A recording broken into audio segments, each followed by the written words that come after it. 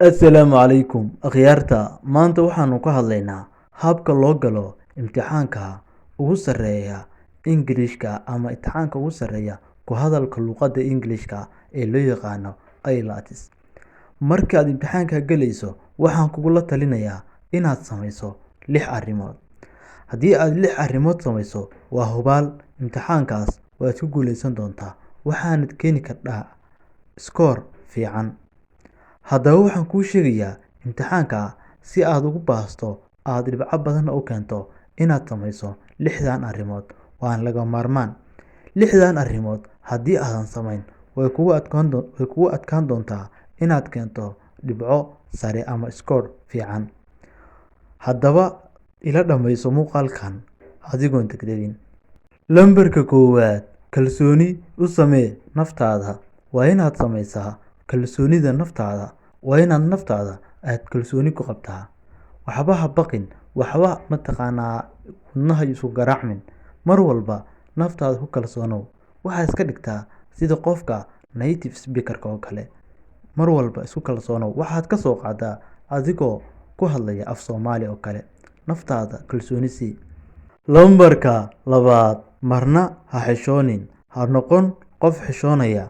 Haddii aad imtixaankan aad bilowdo inaad xishootid, la soco inaad keeni doontid iskoor hoose ama natiijo aan kaa farxin doonin. Marka imtixaankan iska ilaali inaad xishooto, haddii kale seefta ayaa kula tegi doonta.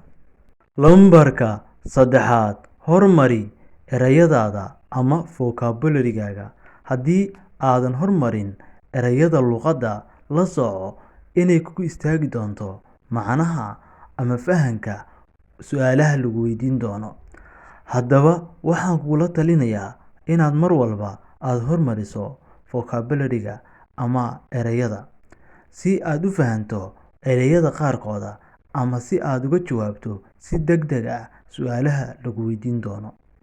Lambarka afraad, practice soo samee inta aadan imaan kulanka ama goobta imtixaanka aad ku galayso, sababtoo ah wax walba oo lagu soo celceliyo ama lasoo practice gareeyo way fududaan doontaa qaabka looga jawaabayo ama su'aalaha gaarka ah ee la isweydiiyo marka la iska qaadayo imtixaanka interview-ga ama imtixaanka luqadda ee IELTS-ka.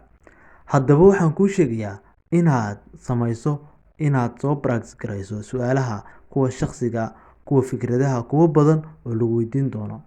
Lambarka shanaad, ha isku dayin inaad runta aad sheegto markii su'aalaha qaar lagu weydiiyo.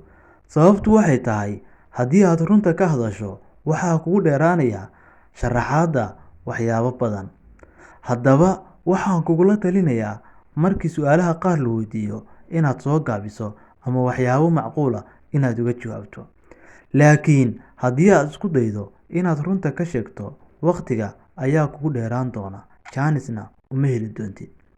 Waxaana laga yaabaa sidoo kale inaad garan weydo qaabkii aad u sharaxi lahayd ama qaabkii aad u samayn lahayd faahfaahin iyo detail fiican.